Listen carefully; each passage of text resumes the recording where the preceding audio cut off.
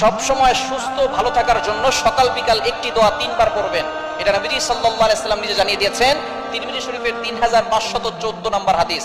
এই হাদিসের ভিতরে নবীজি সাল্লাল্লাহু আলাইহি সাল্লাম জানিয়ে দিয়েছেন, যে ব্যক্তি সকাল বিকাল এই দোয়াটা 3 বার পড়বে, আল্লাহ পাক রব্বুল আলামিন দুনিয়া ও আখিরাতে উভয় জগতে তাকে ভালো রাখবেন। আমরা যখন দুনিয়াতে ভালো থাকার জন্য আল্লাহর কাছে দোয়া করি এবং আখিরাতেও ভালো থাকার জন্য দোয়া করি। এখন আপনি দুনিয়াতে ভালো থাকতেছেন, টাকা পয়সার মালিক হয়েছেন, কিন্তু আপনি নামাজ পড়তেছেন না, আপনি তাহলে কিন্তু পরকালে জান্নাত পাবেন না।